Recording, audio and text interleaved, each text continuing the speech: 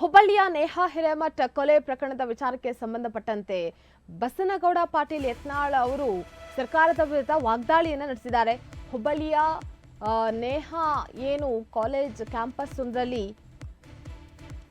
ಅವರ ಕೊಲೆ ನಡೆದಿತ್ತು.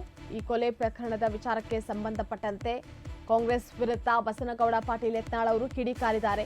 ಹೆಣ್ಣು ಮಗುವಿನ ಮೇಲೆ ಅಮಾನುಷವಾಗಿ ಬರ್ಬರವಾಗಿ ಹತ್ಯೆ ನಡೆದಿದೆ. ಸಿಎಂ ಹಾಗೆ ಗೃಹ ಮಂತ್ರಿ ಬೇಜವಾಬ್ದಾರಿ ಹೇಳಿಕೆಯನ್ನ ನೀಡ್ತಾ ಇದ್ದಾರೆ. ಗೃಹ ಸಚಿವರಿಗೆ ಮಾನ ಮರ್ಯಾದೆ ಇದೆಯಾ ಅಂತ ಹೇಳಿ ಬಸನಗೌಡ ಪಾಟೀಲ್ ಯತ್ನಾಳ್ ಅವರು ಹೇಳಿಕೆಯನ್ನ ಕೊಟ್ಟಿದ್ದಾರೆ. ಘಟನೆಯ ಬಗ್ಗೆ ಮಾಹಿತಿಯನ್ನ ತೆಗೆದುಕೊಳ್ಳದೆಯೇ ಮಾತನಾಡ್ತಾ ಇದ್ದಾರೆ. ವೋಟ್ ಬ್ಯಾಂಕ್ ಉದ್ದೇಶದಿಂದಾಗಿ ಈ ರೀತಿ ಹೇಳಿಕೆಯನ್ನ ನೀಡಿದ್ದಾರೆ. ನಿಮಗೆ ತಾಕತ್ತಿದ್ರೆ ಇಂತಹವರನ್ನ ಎನ್ಕೌಂಟ್ ಮಾಡಿ 3 ತಿಂಗಳಲ್ಲಿ ಆರೋಪಿಗೆ ಗಲ್ಲು ಶಿಕ್ಷೆಯಾಗಬೇಕು.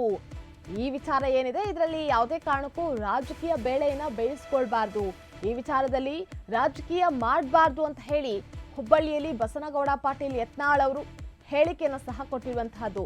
ಇನ್ನು ಹುಬ್ಬಳ್ಳಿಯಲ್ಲಿ ಬಸನಗೌಡ ಪಾಟೀಲ್ ಯತ್ನಾಳ್ ಅವರು ನೇಹಾ ಕೊಲೆ ಪ್ರಕರಣದ ವಿಚಾರಕ್ಕೆ ಸಂಬಂಧಪಟ್ಟಂತೆ ಮೊನ್ನೆ ಅಷ್ಟೇ ನೇಹಾಳನ್ನ ಆಕೆಯ ಕಾಲೇಜ್ ಕ್ಯಾಂಪಸ್ನ ಒಳಗೆ ಆಕೆಯ ಪ್ರಿಯತಮ ಏನಿದ್ದಾನೆ ಅವನು ಚಾಕುವಿನಿಂದ ಚುಚ್ಚಿ ಕೊಲೆ ಮಾಡಿದ್ದ. ಈ ವಿಚಾರಕ್ಕೆ ಸಂಬಂಧಪಟ್ಟಂತೆ ಸಿಎಂ ಸಿದ್ದರಾಮಯ್ಯ ಆಗಿರ್ಬೋದು ಅಥವಾ ಪರಮೇಶ್ವರ್ ಅವರಾಗಿರ್ಬೋದು ಕೊಡ್ತಾ ಇರುವಂತಹ ಹೇಳಿಕೆ ಸಲ್ಲದ್ದಲ್ಲ. ಇದರಲ್ಲಿ ಯಾವುದೇ ಕಾರಣಕ್ಕೂ ರಾಜಕೀಯ ಮಾಡಬಾರ್ದು. ಜೊತೆಗೆ ಆತನನ್ನ ಶೂಟೌಟ್ ಮಾಡಬೇಕು, ಅವನಿಗೆ ಗಲ್ಲು ಶಿಕ್ಷೆ ಆಗಬೇಕು, ಅದು 3 ತಿಂಗಳ ಒಳಗಾಗಿ ಅಂತ ಹೇಳಿ ಸರ್ಕಾರದ ವಿರುದ್ಧ ಬಸನಗೌಡ ಪಾಟೀಲ್ ಯತ್ನಾಳ್ ಅವರು ವಾಗ್ದಾಳಿಯನ್ನ ನಡೆಸಿರುವಂತಹದ್ದು. ಮತ್ತೊಮ್ಮೆ ಹೇಳಿಕೆಯನ್ನ ಕೂಡ ಕೊಟ್ಟಿದ್ದಾರೆ. ಅವ್ರ ಬಾಯಿಂದ ಕೇಳೋದು ಬಿಟ್ಟು ಒಬ್ಬ ರಾಜ್ಯದ ಮುಖ್ಯಮಂತ್ರಿ ಬೇಜವಾಬ್ದಾರಿತವಾಗಿ ಇವತ್ತು ಅವ್ರ ವೈಯಕ್ತಿಕ ಇದರಿಂದ ಆಗಿದೆ ಅಂತ ಅವ್ರು ಹೇಳ್ತಾರೆ. ಗೃಹ ಮಂತ್ರಿ ಹೇಳ್ತಾರೆ ಇದು ಅವ್ರವ್ರ ಪ್ರೀತಿಸಿದ್ರು, ಅವ್ರವ್ರ ಜಗಳ ಇದೆ, ಅದು ಆಕಸ್ಮಿಕ ಘಟನೆ ಅಂತ.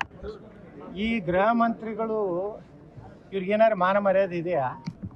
ಒಬ್ಬ ಹೋಮ್ ಮಿನಿಸ್ಟರ್ ಆಗಿ ಇಡೀ ಪೊಲೀಸ್ ಇಲಾಖೆ ತಮ್ಮ ಕೈಯಾಗಿದ್ದಾಗ ಮಾಹಿತಿ ತಗೋಲಾರ್ದೇ ಯಾವಾಗಲೂ ಪಾಕಿಸ್ತಾನ ಪರ ಘೋಷಣೆ ಕೊಟ್ಟಾಗೂ ಹೇಳಿದ್ರು ಅವ್ರು ಹಂಗೆಲ್ಲ. ಹಾಗಾದ್ರೆ ಈಗ ಹೋಮ್ ಮಿನಿಸ್ಟರ್ ಯಾಕೆ ಮುಂದುವರಿಲಾಕತ್ತೀರಿ? ನಿಮ್ಮ ಪಕ್ಷದ ಕಾರ್ಪೊರೇಟರ್ ಮಗಳಿಗೆ ನೀವು ಸುರಕ್ಷತೆ ಕೊಡ್ಲಿಕ್ಕಾಗೋದಿಲ್ಲ. ಹಿಂದೂ ಹೆಣ್ಮಕ್ಳು ಇವತ್ತು ಹೊರಗೆ ನಾವು ಅಡ್ಡಾಡ್ಲಿಕ್ಕೇ ಪರಿಸ್ಥಿತಿ ಇಲ್ಲ.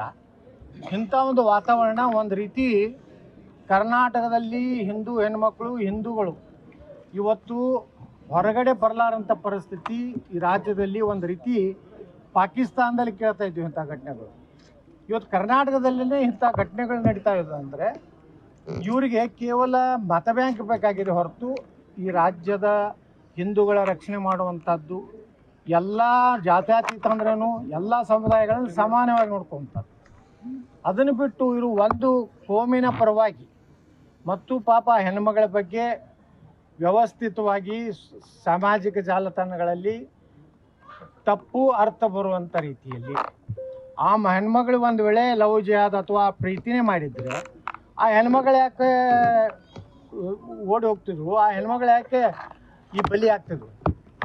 ಪ್ರೀತಿನೇ ಮಾಡಿದರೆ ಆ ಕಾರ್ಯ ಹತ್ತಿ ಹೋಗಿಬಿಡ್ತಿದ್ರು. ಇವ್ರಿಗೇನು ಮಾನ ಮರ್ಯಾದೆ ಇದೆಯಾ? ಈ ರೀತಿ ಇವರು ಕಾಂಗ್ರೆಸ್ನವರು ಹೇಳ್ತಾ ಇದ್ದಾರೆ ನೋಡ್ರಿ. ಈ ರೀತಿ ಆದರೆ ಇದು ರಕ್ಷಣೆ ಮಾಡ್ಯಾರವರು ಕರ್ನಾಟಕದಲ್ಲಿ. ಅವ್ರ ಬಾಯಿಂದ ಕೇಳೋದು